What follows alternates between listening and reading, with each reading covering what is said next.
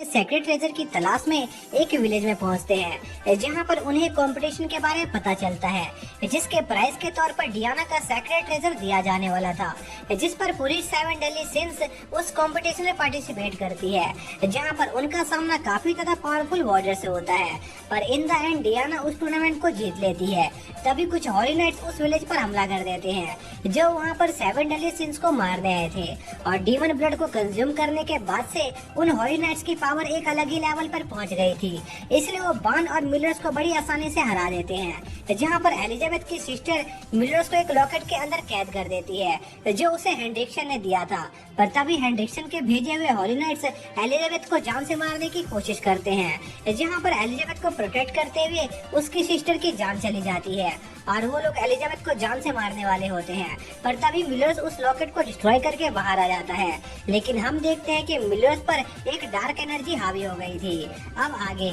तो इस पार्ट की शुरुआत में हम गुलिया को देखते हैं जो ये देखकर काफी शॉक होती है कि मिलर्स उस लॉकेट से कैसे बाहर आ गया, क्योंकि उस लॉकेट को डिस्ट्रॉय करना लगभग नामुमकिन था। पर मिलर्स गुलिया की बातों पर बिल्कुल ध्यान नहीं देता है और एक ही पल में गुलिया का हाथ काटकर उसकी बॉडी से अलग कर देता है, जिस पर गुलिया डर से चिल्लाने लगती है। पर मिलर्स अपने स्वॉर्ड के हल्के से स्विंग से ही जेरिको और गुलिया को दूर उड़ा देता है, जो देखकर जेरिको काफी ज्यादा डर जाती है, क्योंकि वो लोग डीमन ब्लड को कंज्यूम करने के बावजूद भी मिलर्स की ताकत का मुकाबला नहीं कर पा रहे होते हैं। जिस पर जेरिको जल्दी से गुलिया को हील करके वहाँ से निकलने के बारे में सोचती है। पर तभी वहाँ पर बान आ जाता है जो जेरिको से कहता है कि वो लोग अब काफी बड़ी मुसीबत में फंस गए हैं, क्योंकि मिलर्स ने अपनी पावर पर से अपना कंट्रोल खो दिया था। इसी बीच मिलर्स दोबारा से जेरिको और गुलिया पर अटैक करने आगे बढ़ता है, जिस पर बान मिलर्स को रोकने की कोशिश करता है। पर मिलर्स बान के 2 टुकड़े कर देता है, जो देखकर एलिजाबेथ को समझ नहीं आ रहा होता है कि आखिर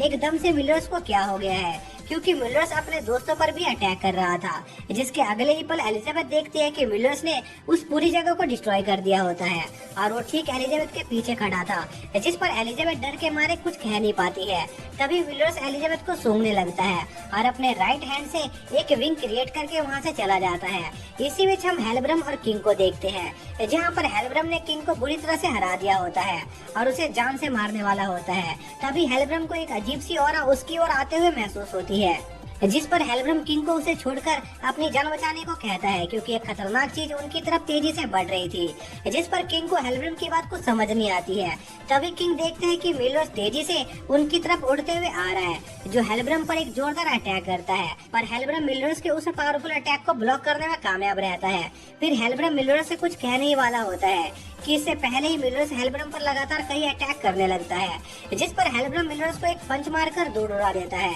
और हेलब्रम गौर करता है कि मिलर्स की डार्क पावर बिल्कुल जेरिको और गुलिया की तरह थी, लेकिन इन दोनों मेजर पावर्स के बीच एक सिग्निफिकेंट डिफरेंस यह था कि जेरिको और गुलिया को ये डार्क पावर डीमन ब्लड को कंज्यूम करने के बाद मिली थी, लेकिन वही दूसरी तरफ मिलर्स के पास ये डार्क पावर उसके पैदा होने के साथ ही उसे मिली थी। इसलिए हेलब्रम मिलर्स की इन पावर्स की गहराई को समझना चाहता था कि आखिर न्यू हॉली नाइट्स और मिलर्स की पावर के बीच कितना अंतर है। तभी मिलर्स हेलब्रम पर अपनी एक्स से अटैक करता है, पर हेलब्रम मिलर्स के उस अटैक को ब्लॉक कर लेता है और मिलर्स पर अपनी होली स्वॉर्ड से अटैक करता है। पर हेलब्रम गौर करता है कि मिलर्स की वो डार्क शैडो एक जिंदा चीज थी, जिसने मिलर्स को उसके डेडली ब्लो से बचा लिया था। जिस पर हेलब्रम मिलर्स पर अपने होली मैजिक से अटैक करने का फैसला करता है, जो देखकर मिलर्स वहाँ से भागने की कोशिश करता है, पर वो अटैक मिलर्स को ट्रैक कर लेता है, जो देखकर हेलब्रम काफी शॉक होता है, क्योंकि मिलर्स ने उसके मैजिकल अटैक को ब्लॉक करने के लिए फुल काउंटर का यूज नहीं किया था। जिससे हेलब्रम इस कंक्लूजन पर पहुंचता है कि मिलर्स अपने इस स्टेट में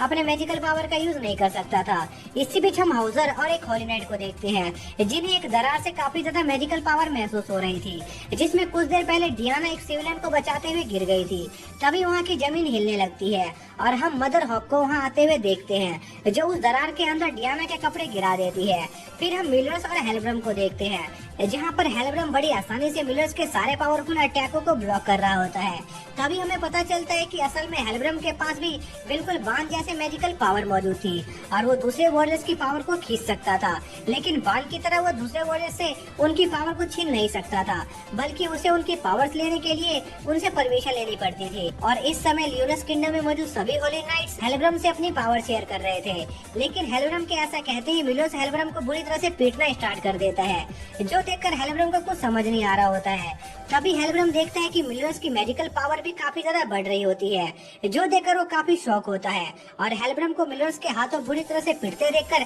हेनरिक्सन हेलब्रम को अपनी थोड़ी सी पावर शेयर करता है, जिससे हेलब्रम अपने एक ही अटैक से मिलर्स को हरा देता है। जिसके साथ ही हेलब्रम ने उस विलेज में मौजूद सभी 7 डेडली सिंस को हरा दिया था। इसलिए हेलब्रम मिलर्स की स्वॉर्ड और एलिजाबेथ को मिलर्स को मारने के बाद वहाँ से ले जाने का फैसला करता है और मिलर्स को मारने आगे बढ़ने लगता है। इसी बीच हम बान को देखते हैं, जो एलिजाबेथ और अपने बाकी साथियों को उसके साथ जल्दी से यहाँ से निकलने को कहता है, क्योंकि जल्दी ही वहाँ पर काफी खौफनाक चीज होने वाली थी, जिससे बान भी काफी ज्यादा घबराया हुआ था और जल्दी से जल्दी उस जगह से निकलना चाहता था। इसी बीच हेलब्रम भी बान और उसके साथियों को वहाँ से भागते हुए देख लेता है, लेकिन पहले वो मिलर्स को मारने का फैसला करता है, पर तभी पीछे से डियाना उस पर अटैक कर देती है, जो अपना सेक्रेट ट्रेजर हासिल करने में कामयाब हो गई थी। तभी डियाना की नजर मिलर्स पर जाती है, जो घायल हालत में पड़ा हुआ था, और मिलर्स को ऐसी हालत में देखकर डियाना को काफी ज्यादा गुस्सा आने लगता है, जो देखकर हेनरिक्सन हेलब्रम को तुरंत उस जगह से निकलने को कहता है। पर हेलब्रम हेनरिक्सन की बात नहीं सुनता है, क्योंकि वो मिलर्स को मारने के काफी ज्यादा करीब था।